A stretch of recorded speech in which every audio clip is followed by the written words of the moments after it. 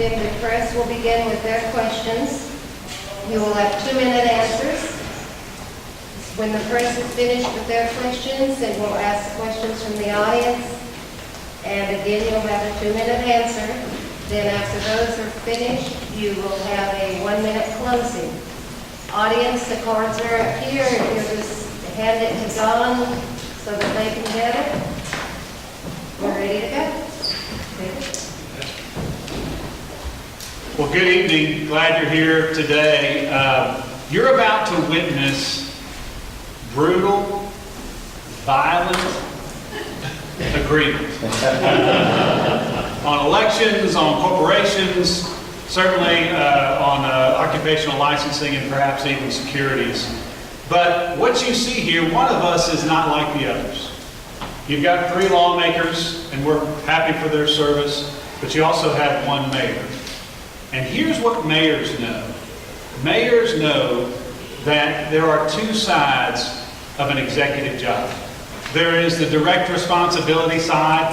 That's the side, by the way, all the questions tonight are going to be on, is that direct responsibility side. But there's also the flip side of that, the flip side of the coin, so to speak, and that is the direction, the visioneering, the chart-porting side. And that's the side that I believe that we can help and grow Georgia's key industries of agriculture, technology, and logistics. It's that same side that has helped us to build, I think, an incredible statewide organization. Now, just under 40 mayors supporting us statewide. It's that same ability that's going to be able to create, help us create and achieve objectives that are beyond the authority and the resources of that office. And what mayors know, and knowing that second side, is what's helped Alpharetta to grow to over 640 technology companies and over 100,000 jobs. And it's that same side that is going to help us achieve the objectives, the things that we're running to do as your next Secretary of State, which is just 2 things: defeat voter fraud and champion Georgia jobs. David Bellisle, Republican candidate for Secretary of State. Well, thank you very much to the Cherokee County Republican Party for putting on this forum, and thank you, all of you, for being here tonight in this stormy weather, and thank you for all the folks who are watching online this forum. And we do have 4 great candidates here, and it's an honor for me to be here with these gentlemen. I respect all of them, and I'd be proud to support any one of them if they're a nominee, and I hope they feel the same way about me if I'm the winner here. But there are some differences between us. I'm the only blonde in this race. I'm probably the shortest one of these gentlemen. So there are some differences. But seriously, it is an honor to be here. I look forward to discussing the important issues that we're going to talk about tonight. And they are important issues. I'm not looking to expand the power of the Secretary of State's office. I'm not looking to transform it into an economic development office or a quasi-form of the Attorney General. I'm looking to enforce the law that is before us and do the duties that are assigned to this office by the Constitution of the state of Georgia. That's what the job is. It's a very, very important job. It's crucial.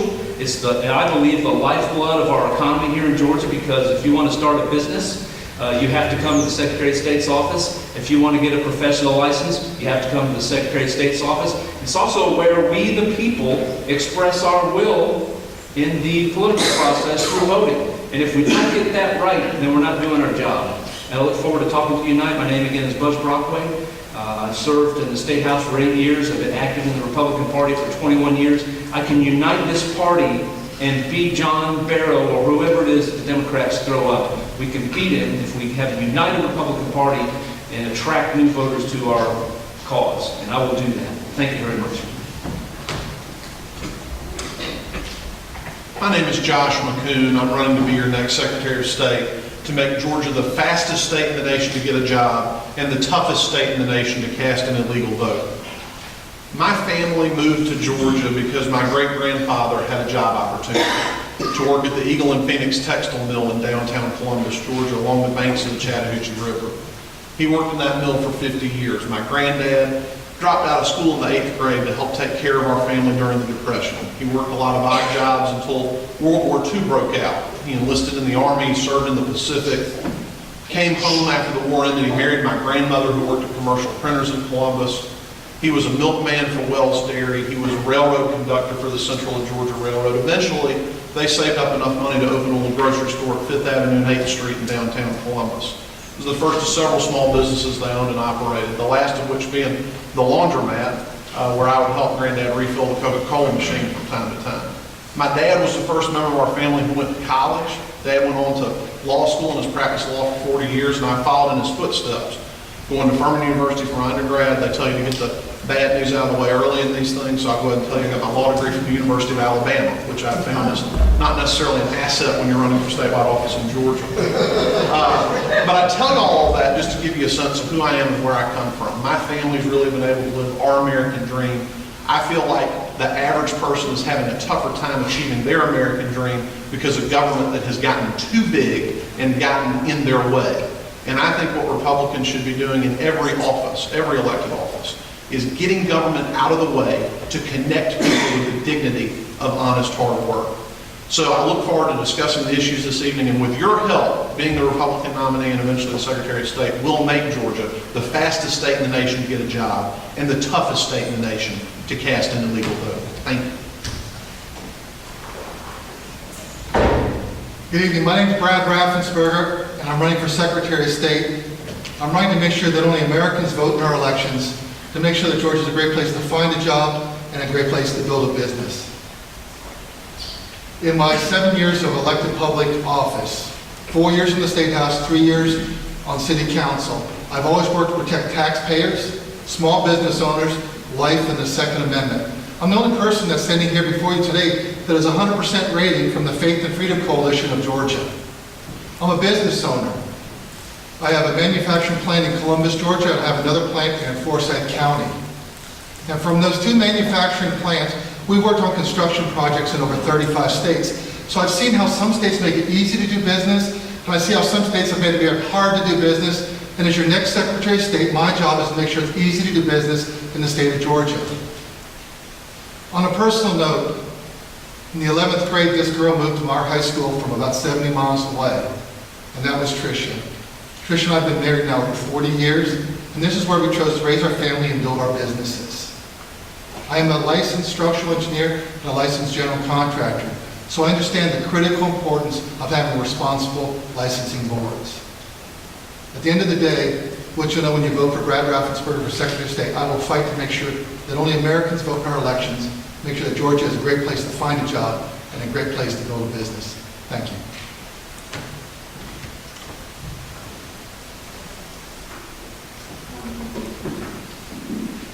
Okay, this question is for everyone, and we should start it, but security in our voting system has been an issue in the last couple of years.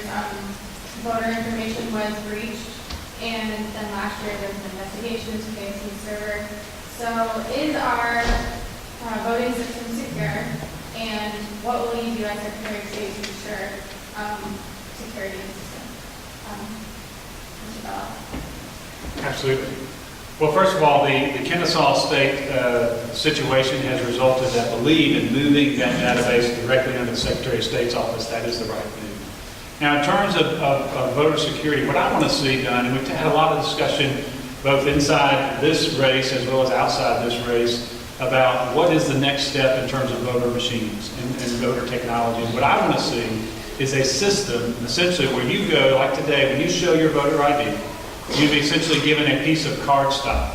That piece of cardstock you would submit into the voting machine. You would make your choices just like you do now. And when you do, there would be an electronic record, much like the electronic record we have today. But then when you push cast ballot, it would print out that selection onto that piece of cardstock. You'd be able to visually verify that the vote you just made electronically is represented on that piece of paper. You then would take that and submit it to a second machine, which would scan it and make a second electronic copy, and then also be able to store that hard copy. And so each and every vote would have 3 records of that vote. One standard electronic copy like we have today, a PDF type scan electronic copy, and also a physical copy. And then what I would advocate is on the back end of that, as we store our database, that we would take those 2 electronic copies and store them on 2 completely closed-circuit cybersecure servers. And I think there's 2 advantages of that. One is better cybersecurity because we do need to keep up and keep the cutting edge in terms of keeping our votes secure. But the other is better voter confidence. And I know that this is a Republican primary, so the reason I tell you voter confidence is important, not just because it sounds good, but because do you know what happens when Republicans don't think the vote is going to be fair? What happens when we don't think our vote is going to be counted? We stay home. And so not only is voter security important, but voter confidence is very important. I think that's the way to do it. Yeah, great question. Thank you very much. This is a key issue in this race. There was a poll about 3 or 4 months ago that showed that 59% of Democrats are convinced that Russians hacked into voting machines and changed votes. And 53% of Republicans are convinced that there are millions of people across this country who are registered to vote illegally and voting illegally. Now, set aside whatever you think about those theories, what that shows you is that people do not trust the election system. And trust in government as a whole hangs by a thread. And if people do not trust the outcome of an election, we've got big, big problems in this country. So we've got to hit this head on. Most of the country votes by using the machines that the mayor described for folks who need help and need assistance in voting. And then most voters vote using paper ballots that they can hand mark. And I think ultimately because of cost, that's where we're going to end up here in the state of Georgia. Secretary Brian Kemp has put together a commission to explore that. And I think that's going to report back to the legislature early next year that the legislature can act on. Now look, we need to do that. The second thing we need to do is we need to have post-election audits. Right now there's only a handful of states to do this. This is sort of like quality assurance for elections. And what you do is you take those paper ballots, you pull random samples, and you check to make sure is what's shown on the paper match the reported results. And if we do that, and then we have an open and transparent process in selecting machines, I think we can restore voter confidence, and we can make sure we have secure elections. We have in Georgia some of the smartest cybersecurity minds in the country. And it's foolish for us in government not to be talking to those people about what we can do to improve our cybersecurity. If I'm Secretary of State, I'll do that. So when we talk about the security and the integrity of our voting process, I think it's important, the technology and what you've heard from the other candidates. But I think the 2 most glaring problems, the first one is the state of Georgia has issued over 48,000 driver's licenses to illegal aliens. When you apply for a driver's license because of the federal motor voter law, unless you opt out, you're automatically registered to vote. Now you have someone who's on the voter roll who has a government-issued photo ID. So what's going to happen if they show up at the polls and try to vote? They're not going to be stopped by a poll worker. So what we have to do, number one, if I'm elected your Secretary of State, I'm going to take that limited term driver's license database that contains all the licenses issued to non-citizens. I'm going to compare it to the statewide voter roll. And we're going to purge the names that appear on both lists because we're not going to allow illegal aliens to participate in our electoral process. It just does not need to happen. The second issue has to do with absentee ballots. If you vote on election day or early, you have to show a government-issued photo ID. If you vote on an absentee ballot, you're essentially on the honor system. And in my hometown of Columbus, Georgia, 4 years ago, we had a lady show up with 19 absentee ballots at the elections office trying to vote. They did an investigation. She worked at a local nursing home. They found out 15 of those 19 folks were not well enough to sign their name or make their mark. But someone had filled out those applications on their behalf, got those ballots, voted those ballots. And I'm sure it'll come as a great surprise to you, they were not voting for Republican candidates for office. So we have got to do something about tightening up proof of identity when it comes to using our paper absentee process. Those, to me, are the 2 greatest threats to election security in our state. To your specific question, which was, how do you maintain the confidentiality of the confidential voter information in Kennesaw State? The challenge that we really have now is we had some technology and we had people there that were supposed to be monitoring that. When they failed in that job and was brought in, and rightly so, the challenge we have, there's only a couple people left in the Secretary of State's office that are monitoring that confidential voter information. Your social security numbers have been encrypted. There's only 4 numbers that now show, which is a good thing. But if you look at what's happened with all the credit monitoring agencies, banks, and other things, it's very difficult to maintain control over that. There is some technology out there which actually changes passwords almost on a continual basis. It's very advanced technology, and those companies are located here in Metro Atlanta. So we have that access of technology, and that's something we need to look at incorporating into that. We also do have a cybersecurity center in Augusta, and because of that, we really are becoming a leading edge along with Georgia Tech. So that's really specifically about your question. But sometimes we look at technology, and there's a cost of technology, but sometimes it gets down to the simple things, which is training and communications. Now, I understand that Chick-fil-A is one of the greatest corporations in America. They have tremendous people that work there. And I don't want to put down the part about technology. I know they have a technology component, but their training and their communication is very tight. And that's why when you go there, you get great service. But we need to bring that same type of service, into the Secretary of State's office. I'm a business owner. My business has about 175 people. And that's what I do each day, is training and communicating with my employees, because you just can't go and spend dollars that you don't have all the time to fix solutions. Sometimes it's working with people that we have. Gentlemen, first of all, thank you again for being here this evening. We appreciate it very much. And we'll start this question with Buzz, and this is for the entire panel. We've already heard tonight you all are very similar in a lot of ways, and quite frankly, that's refreshing. But the voters do have to make a choice. Buzz, starting with you, can you give me 3 reasons why voters need to choose you for their next Secretary of State? Yeah, thank you. I think, as I mentioned in my opening statement, this Secretary of State's job has certain specific things that it's supposed to do. I'm not looking to expand the role of the Secretary of State. I'm not looking to take on other responsibilities other than what the Constitution has given us. I think that's one difference between myself and the other candidates. I think another difference between myself and the other candidates is this. A lot of folks look at the Secretary of State's office as a stepping stone or a launching pad to something else. I'm not doing that. I'm not saying that I've never run for anything else, but what I am saying is I didn't survey the landscape and see where could I land, where did I have the best shot to win. I've had my eyes on this job for a long time. And I didn't test the waters in any other place. I set my goal on this goal.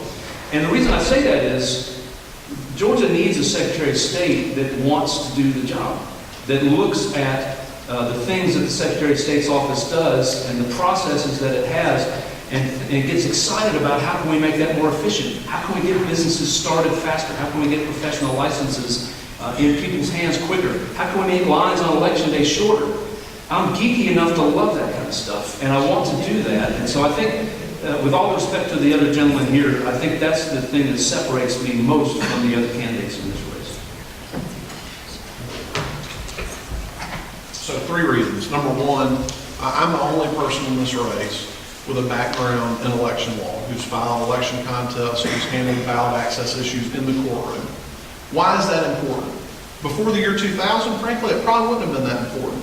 But after the Bush versus Gore election and taking that case to the Supreme Court, the hanging chads, the butterfly ballots, Secretary of State's offices get sued all the time now. And so you need somebody who understands how Georgia election law works with federal election law to frankly avoid those lawsuits. And then when we have them, understand when we need to fight them.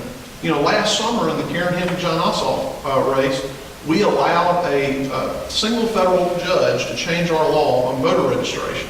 And we allowed 60 days for the Democrats to register 10,000 voters in an election that was decided by 9,000 votes.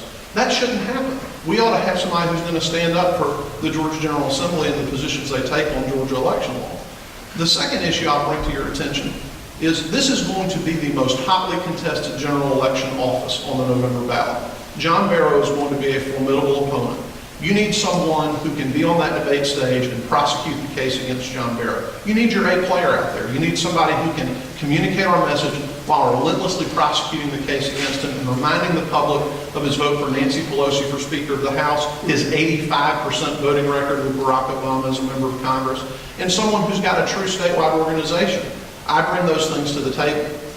Third and finally, I think you need somebody who can build coalitions to do big things. When I got elected to the General Assembly in 2010, it was on a simple promise of ethics reform. It took us 3 years, but we put together people from the right, the left, and the center to pass the first ever limitation on gifts from lobbyists to the members of the General Assembly. So those would be my 3 reasons. As a business owner, we didn't start with 175 employees. We started with me working up in the bonus group, doing my engineering counts in the evening, and then doing the sales calls during the day.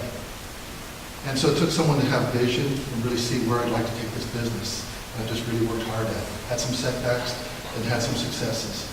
And I think that's really important because the Secretary of State's office does require someone with a positive, forward-looking vision of where they want to take the organization and being able to bring people together. People with dissimilar views and attitudes, but get them to work together as a cohesive team. I think that's very important. I am a licensed structural engineer. I'm a licensed general contractor. There's 40 different boards, and those happen to be 2 of them. So I understand how important responsive licensing is to a license holder. But also, I think what's really important, and I probably wouldn't have this when I was young and cocky, is if you look at, you have grace on this side and you have truth on that side. Grace can be very permissive. Truth can be very rigid.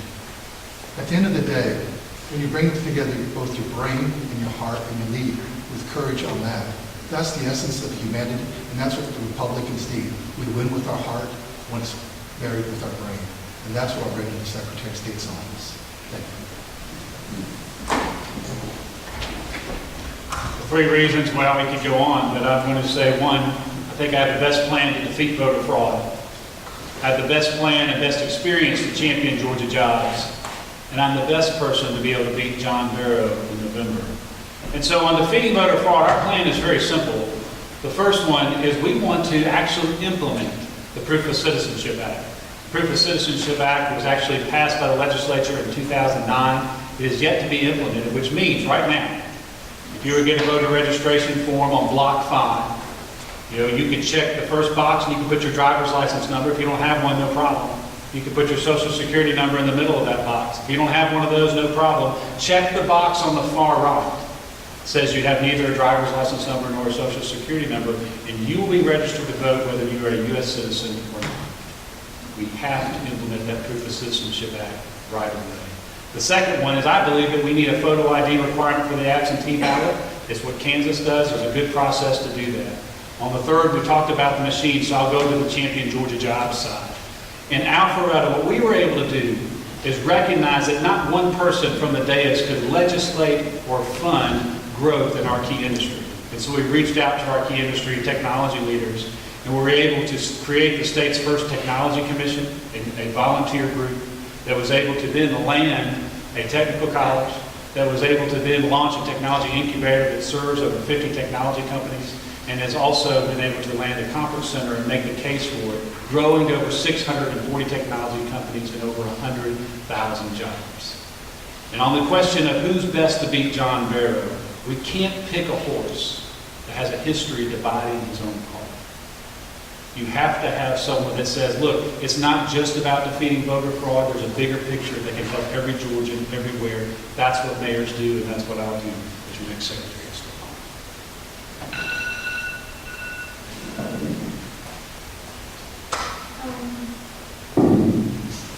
Mr. Bell, I mentioned earlier that he talked about the voting machines that are currently in place.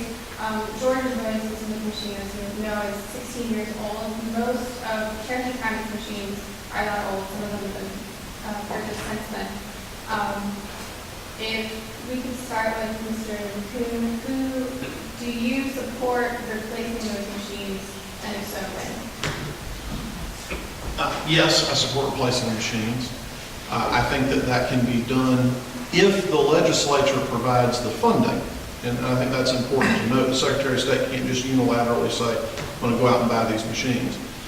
If the legislature chose in January of 2019 to fund it in the budget, I believe that we could get through the RFP process and have the machines ready to go for the November 2020 general election, the presidential election. And I think the way we would go about doing that is, first of all, to have an open, competitive bid process. where everyone is allowed to compete, where we're not picking winners and losers from the very beginning. We're talking about tens of millions, maybe over $100 million of your taxpayer money. So it's important we get the best possible value. The second thing we need to make sure of is that local elections officials are heavily engaged in the decision-making process. At the end of the day, these are the people who are going to be running these elections. When we have a statewide election in Georgia, it's really 159 county-level elections. So we need to make sure that the people who are going to be deploying these machines, using these machines, educating their public and their communities on these machines are involved in the decision-making process. And I think third and finally, it is important to have a paper trail that can be independently audited and verified. There are a number of machines we could talk about. I don't want to pick one particular machine, but I do think that the technology we migrate to needs to have a paper trail, because when we have close elections like the mayor of Atlanta last December, we need to have a true recount option, and you can't do that with our current technology. Yes, I believe we need to update the voting machines.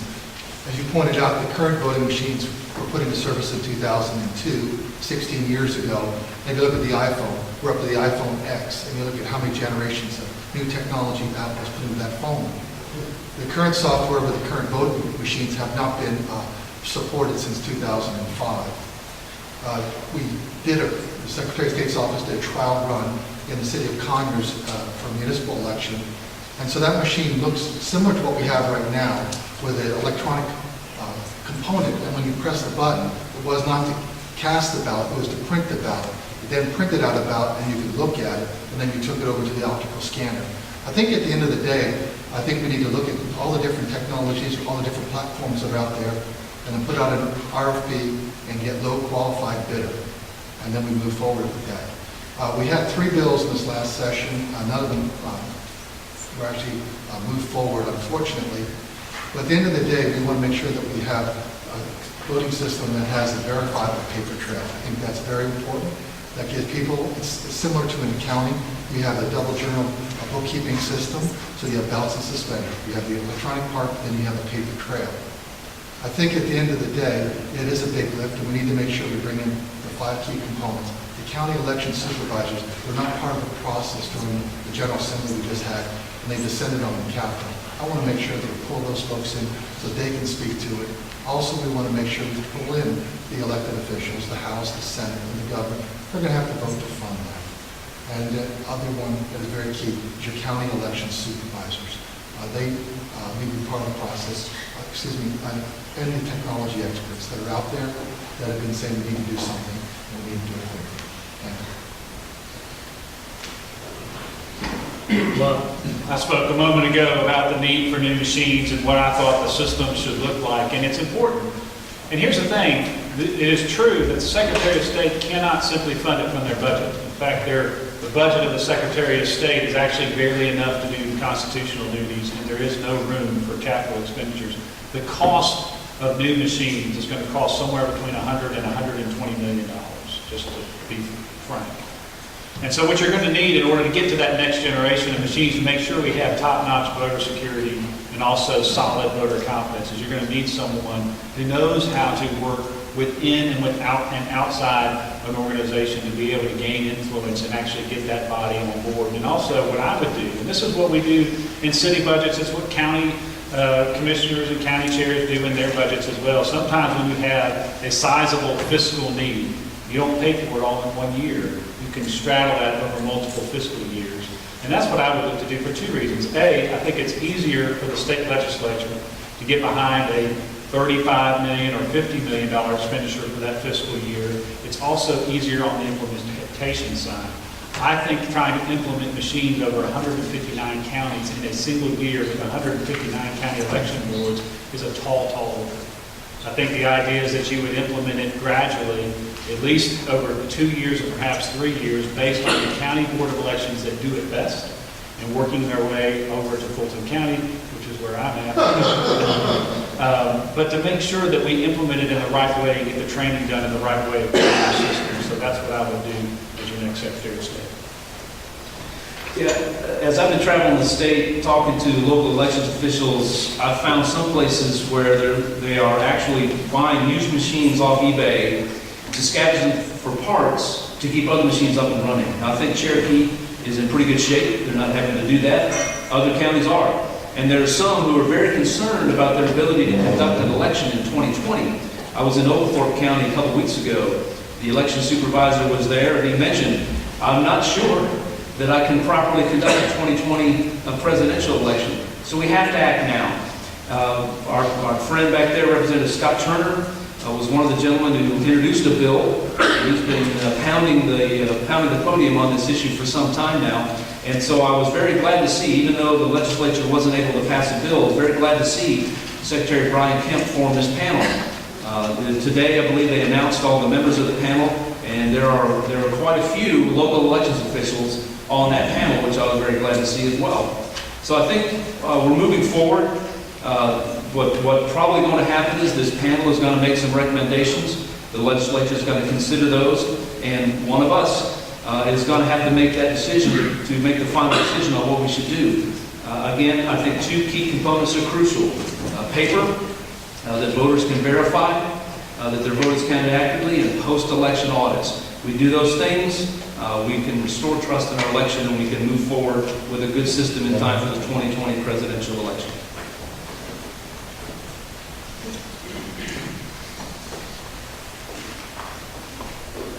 Gentlemen, this next question, I think we're going to start with you, Brad, is, in your opinion, the current Secretary of State, what would you say that has been his most positive action in the Secretary of State's office during his tenure? And would you seek to emulate his leadership style or take things in a different direction? I believe that Secretary Kemp's home run was the SEC primary. That put us on the map. We're finally into play, and it was important, what Georgian voters did in the presidential primary. So I think that was a home run. Secretary Kemp is a man of honor. He's a good family man, and I respect that. I've been married to Tricia for over 40 years now. And he's just a really nice person, great guy, and I think the SEC primary is the one that he really hit out of the park. Thank you. This is that violent agreement again. I would definitely say the SEC primary is something that's allowed Georgia to have a bigger say in the presidential election. That's the importance of it, by the way. It's not just moving the primary around. It's the idea that the presidential candidates have to first come to the state of Georgia so that they can hear from our residents, from our citizens. And what that does, being a statewide candidate, much smaller scale. But when you hear from residents, when you hear constituents, it does alter how you see things. It kind of gives you a lens in which to look through the rest of the race from. So I think that is important. Another thing that's important, we kind of touched on it a moment ago, is I think it's incredibly important, and this is nothing against Kennesaw State or if anyone went to Kennesaw State, but the Secretary of State is responsible for the security of our voter information, which means that that information needs to be directly under his supervision and under his control and not in a third party. And I think it's important to bring that inside, and they're starting to do that now. And I think that's been an excellent decision by Secretary Kemp as well. And I think in terms of, the second part of that question was about leadership style. While I know Brian Kemp, I don't know that I'm qualified to comment on his leadership style, but I will say, I believe that there's two sides of the coin again. There's those direct responsibilities, corporations, elections, securities, licensing, but there's an opportunity. They say we have 159 counties. They say 85 of those 159 counties are projected to lose both jobs and population by the year 2030, in just 12 years. And so I think it's imperative that we look beyond those direct responsibilities and focus on growing what Georgia does best, agriculture, technology, and logistics. Well, one of the things that I have grown to respect most about Brian Kemp as I've been campaigning across the state is I have found, as I travel to communities across the state, that Brian Kemp has spent years developing relationships with local leaders. He will be on his way to an event or doing something with his job as Secretary of State, and he'll just stop by and visit with the mayor, or pop in and see the leader of the Chamber of Commerce, or call a county commissioner on the phone. He's been doing that for years, and as a result, a lot of these folks, whether they vote for him or not, they respect him. And I think that's important. As I've been in politics, I have discovered that relationships are crucially important. If you're going to get anything done, people have to trust you and respect you. And I think that's why Brian Campbell's been able to get some stuff done. He's built those relationships and built that trust. And so I would try to emulate that. It's hard work, but I think I would try to emulate that and do that in the office. For management style, I'm a different person. I'm going to manage the office differently than he does, just because we're different people. And I have my style of management, he has his. And not that anyone is right or wrong, but mine is different, and we'll implement that when I'm Secretary of State. Great question. Thank you. I would say one of Secretary Kemp's greatest accomplishments was his development of the Student Ambassadors Program to engage young people in the elections process. And I'd certainly like to build on that and look for ways to reward young people and recognize young people who are engaging in the civic culture that we certainly want people to grow up with. We want them to be participants in the political process, not just voters, but people who think critically about public policy issues, engage in those debates. That's vitally important to a vibrant democracy. In terms of management style, I agree with some of the comments made earlier. I think being accessible is incredibly important. And that's something that I would like to do that I think Secretary Kemp has done a tremendous job doing in terms of keeping a pulse on particularly local elections officials around the state and getting feedback from them on what's happening in their communities. I think one way that I might be a little bit different is in looking for a big solution to a problem by building a very large grand coalition. And in this case, what I'm talking about is adequately funding the licensing division of the Secretary of State's office. We can do that by passing a constitutional amendment to dedicate licensing fees so the fees that are paid for those services actually go to the service provider. And I think the way to do that is to reach out to all of the associations that represent over 100 different licensed professions and bring them together. And I have experience doing that. That's what we did with the ethics reform legislation. We took on big entrenched interests, even some establishment leaders within my own party, to pass a really important public policy initiative to increase public confidence in government by ending unlimited gifts from lobbyists to members of the legislature. We can do the same thing with dedicating those licensing fees and finally providing the adequate level of service folks.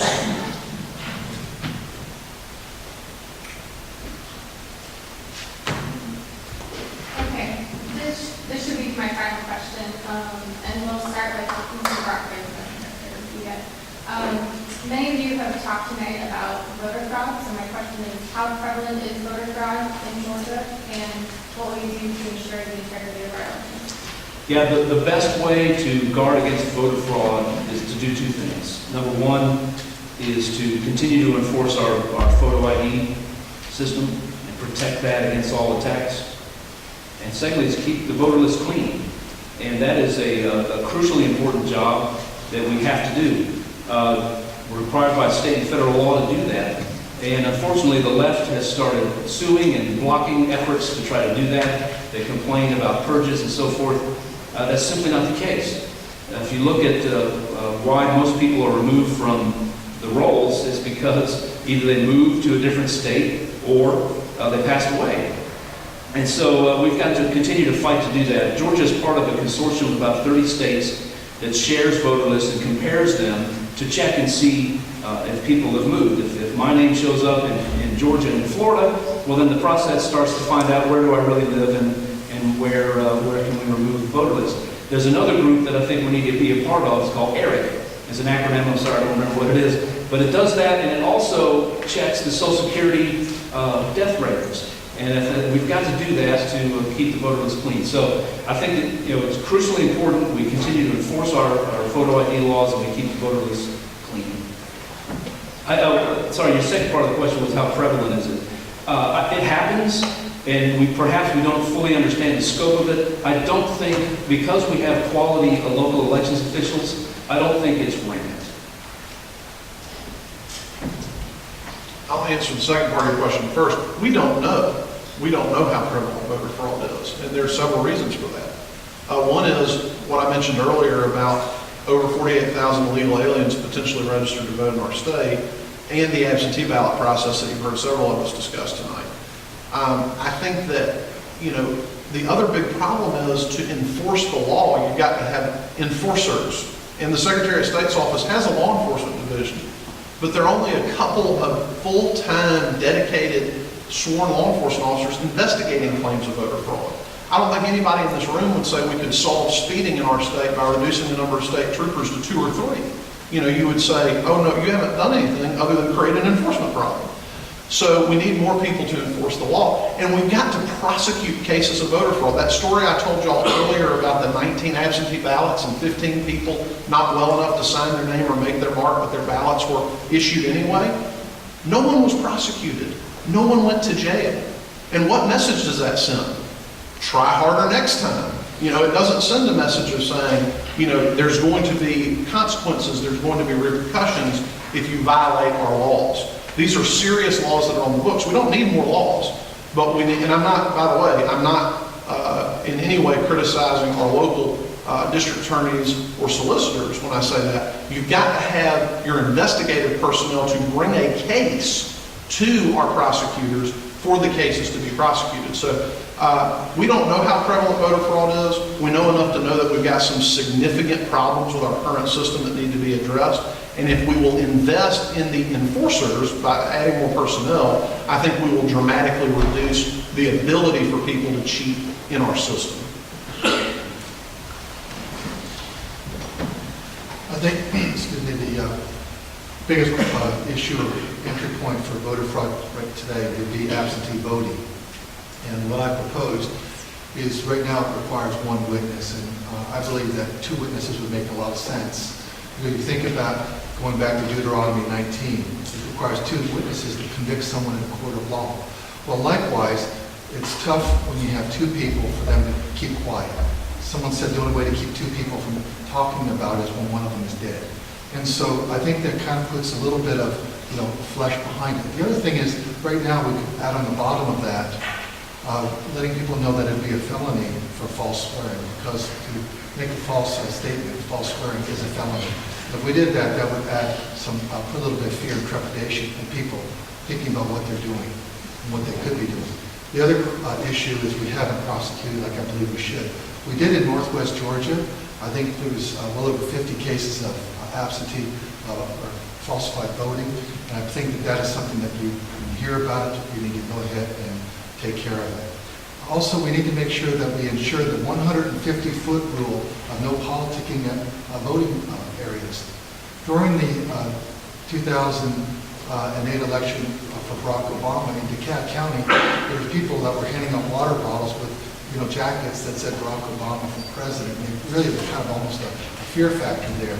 They should have been run out because that was really politicking within that 150-foot zone. We do probably need to add more enforcement officers because the budget right now doesn't allocate enough for enforcement. But when you do hear about a problem, you prosecute. Make an example of people that keeps other people from thinking that they can bend the rules and get around the system. Thank you. Well, imagine for a moment, while Mr. Raffensperger was speaking, if there was a hole in this bottle and it was pouring out water, and I'm like going, wow, oh my gosh, well maybe I should know how much water is in the bottle before I plug the hole. Of course not. You'd stick your finger over the hole and you'd plug the hole. And that's been the argument on voter fraud, especially from the Democrats, is that, look, you don't know how much voter fraud there is. It's a non-issue. And until you know how much voter fraud there is, don't talk to us about it. We see this in the responses to our posts that we've been running this office. It's like, no, it's not a big deal. You don't know how much there is. And here's the thing, we don't know. And so to secure and to defeat voter fraud, to secure our elections and defeat voter fraud, some of the things we've already talked about, and I kind of went through a list earlier, but I'll repeat them because they bear repeating. And that is that, yes, absolutely we need to implement the Proof of Citizenship Act, making sure that only U.S. citizens vote in U.S. elections. It's got to be done. We had trouble under the Obama administration and the Obama Department of Justice, but now we have a president who believes in election security, and it's time to act, and that would be my first priority. The next thing is implementing not just witnesses. We need a photo ID requirement for the absentee ballot. Nothing else will be as secure as that. And then finally, the voting machines we already talked about. But then there's the backside that we haven't really talked about. And one of the things that I recognized as mayor is that I didn't have all the answers in terms of how to build the technology industry. I also don't have all the answers in terms of being a cybersecurity expert. However, I know how to get people involved and engaged that are. Alpharetta is a technology south, and we have a tremendous cybersecurity environment. But the state of Georgia also has tremendous resources in this area. And that backside, that data, that closed circuit cybersecure data storage is critical. And under the system that I proposed earlier, I believe storing both the normal electronic vote and that scanned paper vote also in two separate databases is critical and important to make sure we have secure elections. Gentlemen, this will be my final question. I will not be offended if you just say yes or no. Feel free to expound as you care to or want to. Are you of the opinion that at this point, early voting in the state of Georgia needs to be expanded, or are we there? Yeah, I think we're starting. No, I don't think early voting needs to be expanded. If you think about our current system, when we started talking about early voting, when we had absentee voting, some of y'all probably remember this, you had to have a reason to get a paper absentee ballot. You had to have a doctor's excuse, you had to be traveling. That's no longer the case. So we really have 45 days of early voting. You can request an absentee ballot during a 45-day window and receive it. There are 3 weeks of early voting, including a mandatory Saturday. And then you, of course, have election day. If someone wants to vote in our state, they are being given ample opportunity to vote. We had this debate a little bit in the legislature this year with some bills that were going to unify the poll closure time, because there's a law that says the city of Atlanta can keep their polls open until 8 p.m. And, you know, there were people, this great hue and cry about 1 hour of additional time on election day. Now, again, that may have made some sense when you had to have a reason to get a paper absentee ballot, and you didn't have 3 weeks to vote early.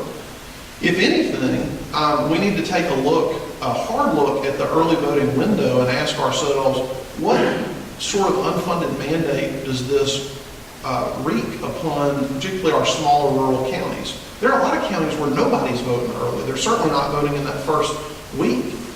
So I think that we definitely do not need to expand beyond where we are. I think there are plenty of voting opportunities for people in our state, and I think, you know, we definitely don't need to go in the other direction and increase an already pretty burdensome unfunded mandate on some of our more rural, less prosperous counties. Early voting was put into place for convenience at one level for people that were traveling on vacation, things like that, so they could early vote. But also, it was sold with the idea that you'd actually increase voting turnout. And research has shown it has not increased voter turnout. Whatever that percentage was before, that's basically what you get right now. So we haven't gone from 50% voting to 80%. It's really been a static. And so I would not support increasing it. In fact, you can make a very solid case that it should be reduced by 1 week. And the reason that would primarily be not so much for the large counties, but it's really for the smaller counties in Georgia. It doesn't sound like much, but for these smaller counties, it's a huge financial burden on them that doesn't get paid for by the state. That's a county cost. And some of these counties have less than 20,000 people. There's some with actually less than 10,000 people. So it's a huge burden. So I wouldn't increase it because studies have shown it's not increasing voter turnout. And if anything, we need to take a look at just really 2 weeks make more sense. Thank you for the question. Well, I always hear the response, well, what about the counties, what about the counties? And I'm sympathetic to the counties. What about the cities? And here's the thing is that cities, and most of y'all probably know this, city elections are on odd years, which means we don't get to piggyback with the county when we have a city council election or when we have a mayoral election.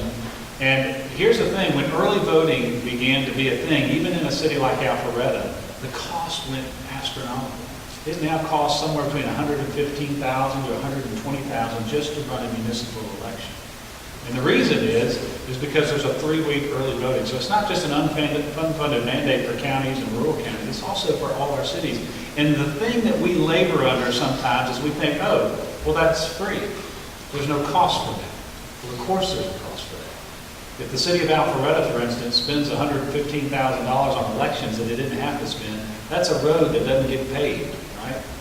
That's something that a park program that doesn't get implemented, that's something that we have to take away from the rest of the funding unless we're willing to raise taxes for that, and we're not. And so I believe that early voting, that makes sense, but 3 weeks is too long personally, and I would certainly be open to public opinion on this and citizen feedback, but I would say move it down to 1 week. It shows that the early voting, you got the first 2 days of early voting, it's intense. The last 2 days of early voting, it's intense. Do a week, include a Saturday, that's fine, make it 6 days. But that'll be more affordable for the counties and certainly more affordable for the cities. I was recently reading a government accounting office study. I told you I'm a geek, that's what I do, read government accounting office studies. But it was looking at what are the things that increase turnout. And as many of the folks here have said, early voting does not. In fact, there are at about 15 studies that were looked at, none of them showed an increase in turnout for early voting. In fact, over half of them showed that it actually decreases turnout because people start to think, well, I have plenty of time to vote, and then election day comes and goes, and they forgot to vote. So I don't think that we should expand it. I certainly don't think we should expand it. I think, unfortunately, politically, it's going to be very, very difficult to decrease it because it's become, in certain areas, very popular. In my county of Gwinnett, by the time election day rolls around, about half the voters will have voted using advanced in-person voting.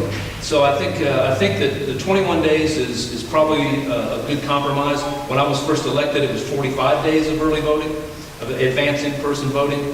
The 21 days was a compromise that was struck, and so we should probably just stick to that, but we should not expand it.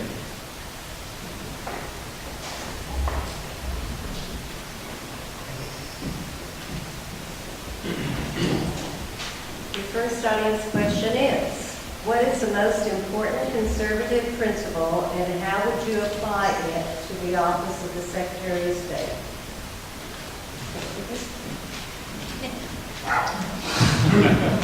What is the most important conservative principle and how would you apply it to the office of Secretary of State? Well, I'm going to break the rules and do it in 2 parts. I do believe the most important conservative principle is actually local control. And a lot of times people think it's low taxes, and I do agree with low taxes and fiscal responsibility. But as a mayor, and as a pet peeve, who gets a lot of unfunded mandates from the state legislature, who also gets unfunded mandates from the federal government, I believe local control is the most important conservative principle. In terms of this, here's the thing. Everything we've talked about tonight, we haven't really gotten to, maybe we'll get to them in the citizen questions. All we've talked about tonight is elections. We haven't talked about occupational licensing, we haven't talked about securities, charities, corporations, or any of that stuff. But here's where I do believe, because I do believe that the priority we place on elections is important. Because I do believe that the integrity of our country depends on the integrity of our elections. And that comes right back to the security issue, making sure we not only have great voter security, but great voter confidence. But local control, I'm not exactly sure how we, on the fly here, how that applies from the Secretary of State standpoint, which is a statewide office, other than working with our county boards of elections. Well, this kind of steals a little bit of the thunder from my closing statement, but I really think that it's freedom and liberty. You know, honestly, at the end of the day, what the Office of Secretary of State is created to do is to protect freedom. And that's the same for any office that's created by our Constitution, whether it's state representative or mayor, president, on down the line. It's there to protect the freedom of the people of Georgia. And that's what I would do as Secretary of State. I would absolutely, every day, get up and remember that that's my first job, to protect your freedom, to make sure we have, in the case of Secretary of State, make sure we have elections that are run properly and that every lawful citizen has the same access to the polls as every other citizen, and make sure that we have the ability to start a business and get a professional license of your choice. So to me, it's freedom. I think the most important conservative principle is the rule of law, because without the rule of law, you really have just chaos. And I think in the Secretary of State's office, there's really a duty to preserve the state law that has been passed by the Georgia General Assembly to protect the integrity of our electoral process. When you think about it, groups on the far left have not given up trying to change election law in Georgia. They've given up trying to do it at the State House because they know they don't have the votes. So they have moved to the courthouse, and they filed these lawsuits. I mentioned earlier to you the Karen Handel-John Ossoff race, trying to get same-day voter registration through a lawsuit. They've sued counties and cities all over the state to force them to print ballots in multiple foreign languages and provide translators at the polls, costing hundreds of thousands of taxpayer dollars. They file lawsuits to try to make it easier. They file lawsuits to try to get rid of our voter ID law. All of these things are designed to weaken the integrity of our process. That's why it's important to have someone in this office who understands how state election law and federal election law come together and what is likely to happen in a courtroom. And when you do need to fight to preserve and protect the integrity of our electoral process by defending the very concept of the rule of law, and that just because you don't like what the legislature has done, you go to some, compliant single federal judge to try to get the law changed. And so you've got to have somebody in this office who understands how that works and who's willing to fight, who's willing to stand up for the principle of the rule of law.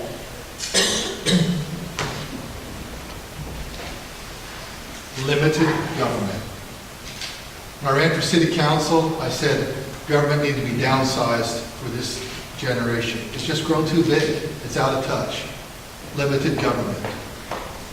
Government taxes should be lowered wherever possible. And that's why I repealed the ability that Fulton County Tax Commissioner to earn a 50-cent per tax lien fee. Didn't sound like much, but there's 80,000 tax liens in Fulton County, and he had $40,000 he was earning. And it didn't go into the county coffers, it went into his back pocket. So I worked on repealing that.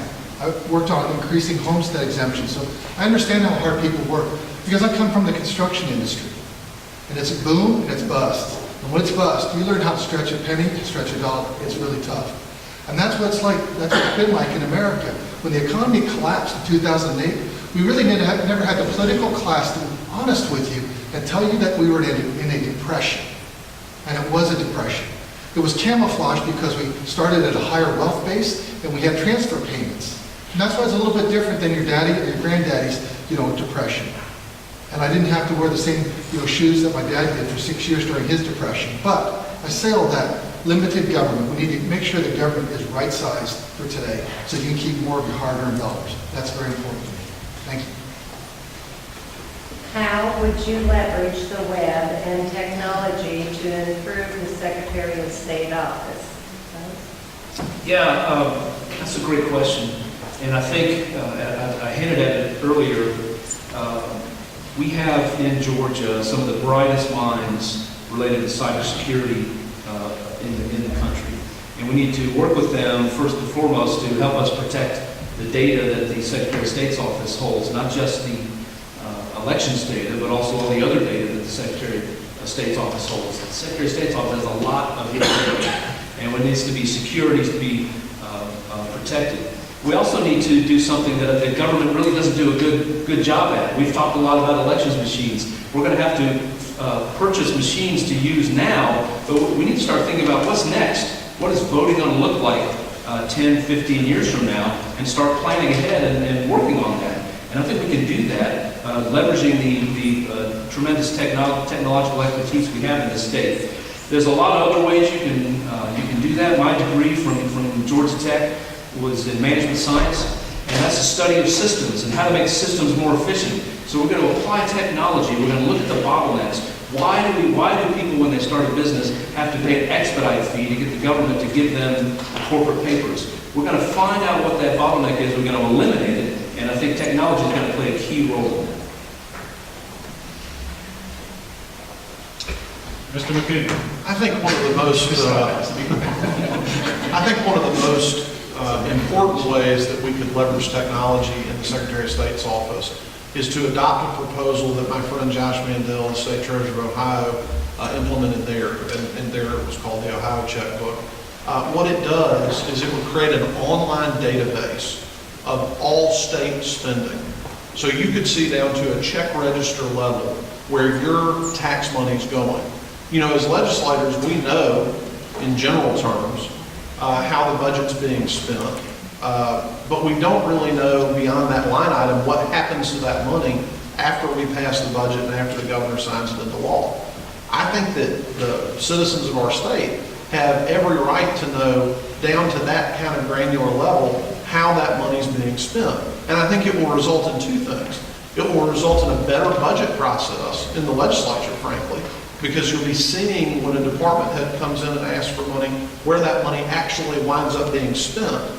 But it will also be great because we'll be able to crowdsource in a way all 10 million citizens of our state to be looking at that, scrutinizing that data, and coming up with better ways to spend the $25 billion or so that we spend each and every year. And actually in Ohio, after they adopted it at a state level, a lot of local communities began to do the very same thing, cities, counties, and school boards. So I think that that would be a transformative change in state government to leverage technology to create a Georgia checkbook that would track all state spending down to a check register level. As it relates to the Secretary of State's website, I would believe we need to make incremental improvements. A few years ago, we had a website that was functioning fairly well. It was taken down, the new vendor's website was put up. We just had an awful lot of issues, connectivity and really connecting people to what the information they needed. So I think we need to do a review and almost you need to dumb it down and have someone that's not very strong with technology and say, hey, go ahead and navigate around this site. Is it something that makes sense to you? Because that's what you really need to make sure that it is, something that's user-friendly. Because people that are really strong with technology, particularly our younger generation, they'll navigate and not have any issues. But sometimes, you know, some of us that didn't grow up with that, we're going to say, now, how do I find this? How do I find that? And so I think we need to really go back and look at what makes the most sense for how our human minds work so we can really have a website that works for us. It's very important for, obviously, people that are doing licensing and corporations. And sometimes they feel like they get lost in the maze. And I think having that upgraded, I think that would really improve service to the most important person in Georgia, which is the taxpayer. Thank you. In my day job, as an attorney, I work with the Corporations Division on a regular basis. And there has been definitely a downgrade in terms of turnaround and service with respect to filing corporations. And a lot of that has to do with the software we had several years ago. I'm terrible with how long things were ago. The previous program that we had was not as advanced, perhaps, not as shiny, but it was a lot more effective. In addition to that, that is, you know, with the Secretary of State's office being very much a hat-in-hand position, hardly funded to do those constitutional duties, even though there's plenty of money that goes through the Secretary of State's office, very little of that money comes back to actually help him do his job. That's where those expedite fees came in from the corporations. And now, and you know, Secretary Kemp's doing what he can. He's using those expedite fees to plug the gaps, the funding gaps. But as a constituent, as the businesses in the state of Georgia, oftentimes we're having to pay the $100 fee that you do just to file a new company, and then a $250 fee just for the expedite. So now you're talking $350 and you haven't even started your business yet. And so those are the things that we really need to take a good look at. But the Secretary of State's website as it stands, it's glossy, it's pretty. I'm not sure it's as efficient as it can be. And that's just on the corporation side. There's also, I think, my wife, once upon a time now, my wife now works in my business, but once upon a time she wanted to explore being a sign grant tech. Well, how do you get to be that? There's really not a lot of pathways highlighted as to how you get from one career to the next when it comes to our occupational licensing. And I believe that that website should at the very least paint that path.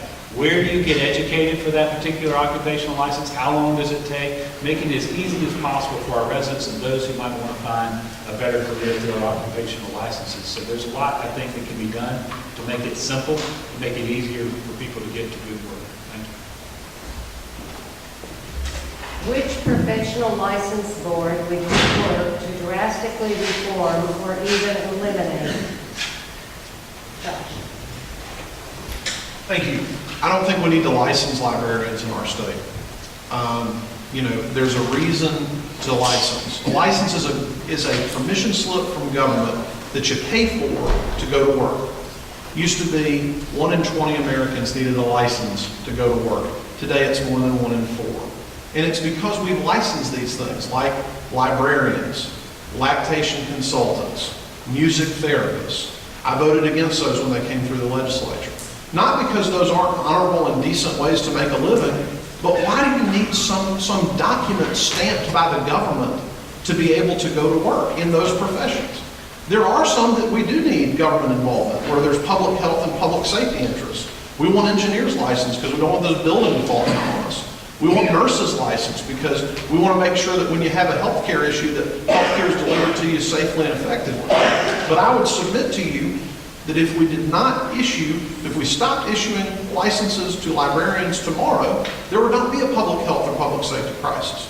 We can actually allow the private sector to make those decisions and people to decide, is this person qualified for this job or not? Somebody has a Master of Library Sciences degree, a library board or another public entity can make that decision without the state getting involved in issuing a license. The same thing's true for those other professions I mentioned. Professional associations can manage these processes in a lot of areas. And we don't need the state to continually, perpetually grow the government by continuing to create new licenses for the sake of licensing. Heritage sent out an email just a few days ago about Nebraska. Nebraska is looking at licensing reform. And so the Institute for Justice has put out a study paper and recommending, and it's a 244-page study. But what it shows coming out of that is so many of these licenses that are required, it's for these lower income professions, like hair braiders, cosmetologists, and things like that. Not engineers who, when they come out of Georgia Tech, are starting at over $65,000 a year. And so I think we really need to take a hard look at the whole licensing process to make sure that we're not hurting the little guy, the little woman, the person that is not at the higher levels, but really just looking for a job, and then they have to have this licensing. Because what they found out in Nebraska when they did the study, that some of these people are paying like $1,500 because they have to take a test, they have to do a course, and then they have to do remedial for renewal of their license. And so it ends up to be a lot of dollars. See, Nancy Pelosi thought that $1,000 increase wasn't a lot of money. Trust me, $1,000 is a lot of money. When you're a cosmetologist, you're any profession, who here doesn't think $1,000 is a lot of money?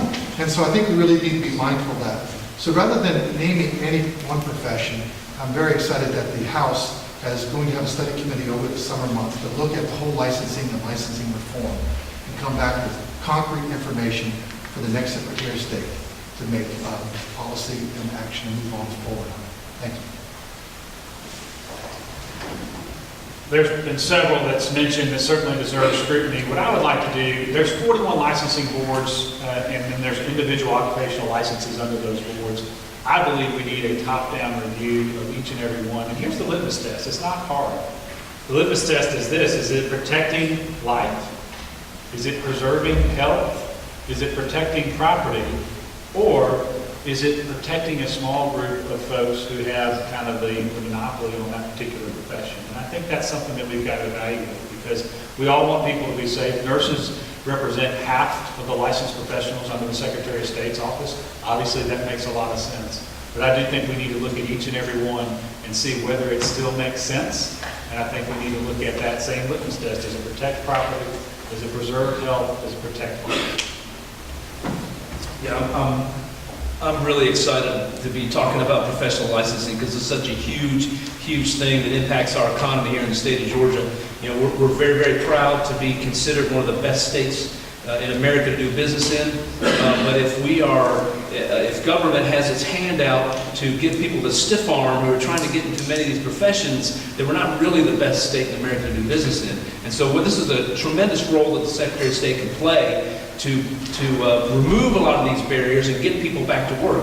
Now, you asked for one specifically. I think one I would start with, there's been several good suggestions here. I think the cosmetology board. because not anything against the cosmetologist, but it encompasses such a broad range of things that people do. It goes everything from hair weaves that are extremely popular in the African American community to all sorts of other things that require a whole lot more training and expertise. We probably need to break that down and offer different tests for different professions. They tried this in the state of Arizona recently, and what they wanted to do was say, all right, if you're a person who's just going to wash somebody's hair and blow dry it, you don't need a license at all. That may be a great approach here for the state of Georgia. I think that how we can do this is an entity that's called the Georgia Occupational Regulation Review Council. Secretary of State is on that board. That board is empowered to receive periodic reports from each licensing board on what the regulations are and whether that profession needs to be licensed. We take that information, we go to willing partners in the legislature, and there are a lot of them in the House, I can tell you, having discussed it this year, to bring about real reform on many of these boards that are over-regulated. Thanks. Due to time, we're going to go ahead and make this the last question. I'm sure the candidates will hang around. I know some of you have questions that we're not asking. Last question, and we'll start with the very end. Okay. How would a photo ID requirement for absentee ballots work in situations like the members of the military who may be deployed overseas? So how would a person show proof of photo ID if they are truly absent from the country? Well, there's really two parts of the question. As it relates to military absentee ballot, there's a new system that there's people talking about that technology and showing us that technology during the last general session for overseas ballots, which was an encrypted, secure system. But I don't think that for the military, you really need to have a photo ID. All you really need to do is have your CO sign that this is actually, Sergeant so-and-so or, Private Smith. It's very easy to do that. I think there's enough trust in the military. They've shown themselves to be honorable people. And I don't think we want to place any burdens on our military. I don't think that's required.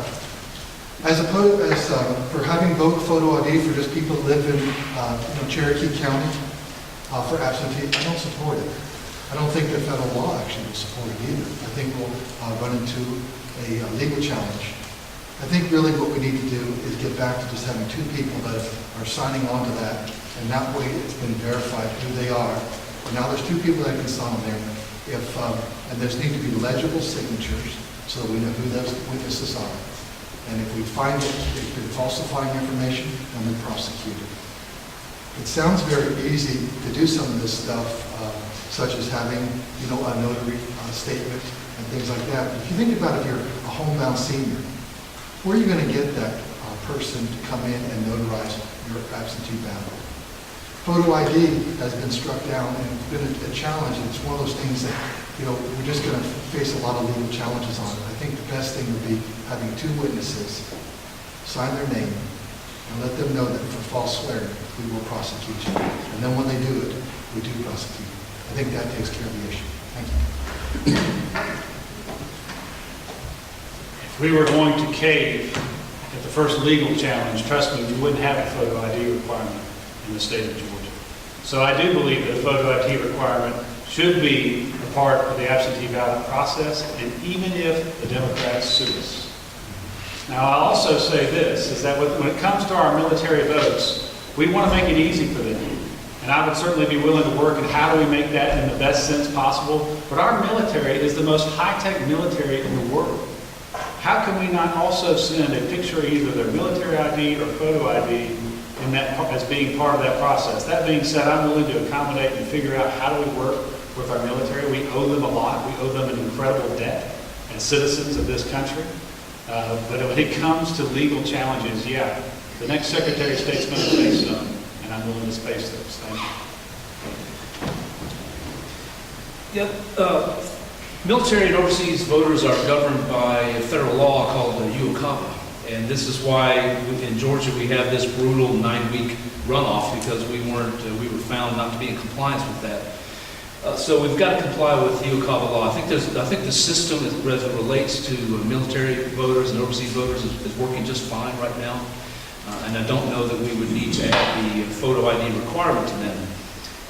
I actually drafted a bill last session to do exactly what we're talking about here as it relates to Georgia voters who want to vote absentee, copying Kansas law.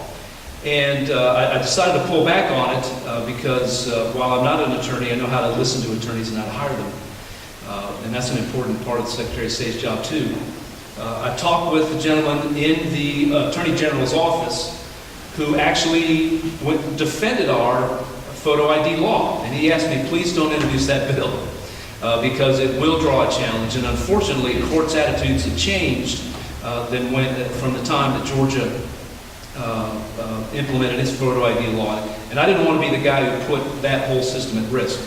I'm not afraid of a fight, and I think this is something we need to continue to work on. We need to look and see what's the proper way to implement this, and are we creating a solution to a problem that's not that big a problem? And so we need to research this and be fact-based, but I don't think that we need to ask our military members to produce a photo ID to vote absentee.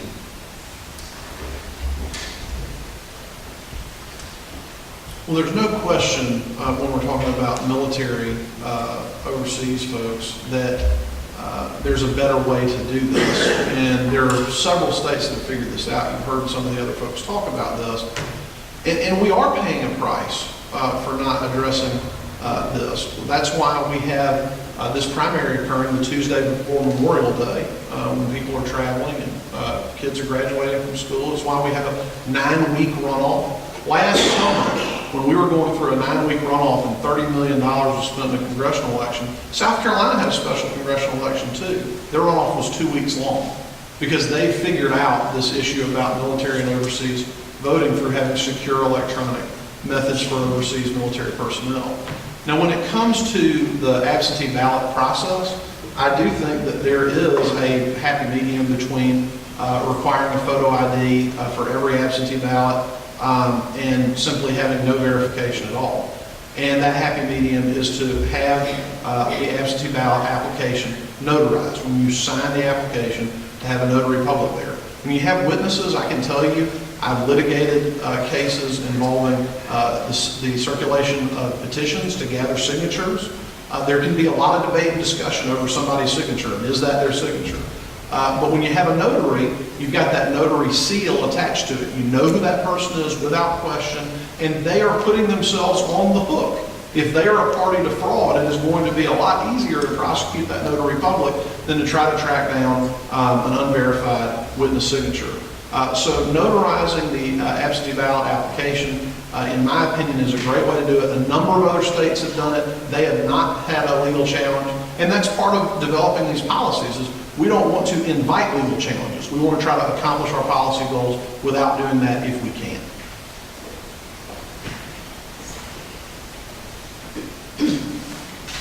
We are ready for your 1-minute close. And we'll start with Brad, and just come this way. As a business owner, I have the executive and leadership vision to run a company with 175 people. As a licensed professional engineer, I know how to get things done with solutions that work. I understand also the critical importance of business licensing and streamlining regulations for corporations. As an elected public servant, I've never voted for a tax increase, never. I voted to protect seniors, small business owners' life in the Second Amendment. I'm the only person on this stage who has 100% rating from the Faith and Freedom Coalition. At the end of the day, when you vote for me, for Secretary of State, Brad Raffensperger, you'll know you have someone that will fight to make sure that only Americans vote in our elections, make sure that Georgia is a great place to find a job and a great place to build a business. I'm Brad Raffensperger, and I'm asking for your vote for Secretary of State on May 22nd. Thank you. There are two considerations you should make in deciding who our nomination will be. Who's best able to defeat John Barrow? There's a reason 21 of my fellow state senators, including Senator Bruce Thompson, have endorsed me in this race. Why Insurance Commissioner Ralph Hudgens and former President Pro Tem Eric Johnson from Savannah have endorsed me in this race. They know this is going to be a dogfight. You need a fighter. You need somebody with experience fighting the Democrats. This is not an opportunity to learn how to run and fight a general election. You need to elect somebody who's ready to beat John Barrow. I'm that candidate. And you need somebody who you can trust to keep their word. Anybody can make you promises. But my 8 years in the state Senate demonstrate that when I commit to a matter of principle and I make that commitment to you, I'm going to honor it, even if it means taking on members of my own party. So I ask for your vote. Josh McKoon, Secretary of State. Let's make Georgia the fastest state in the nation to get a job and the toughest state in the nation to cast an illegal vote. Thank you. Well, thank you very much to the Cherokee County Republican Party for putting on this forum. It was very informative, I think. We talked about a lot of very important things. This is a very important election. I disagree a little bit with my friend Josh. I don't think this is going to be the highest profile race on the ballot. It's going to be the governor's race, because the Democrats are likely to nominate what would be, in their mind, a historic nominee in Stacey Abrams. So we're going to have our work cut out for us, because turnout is going to be extremely high.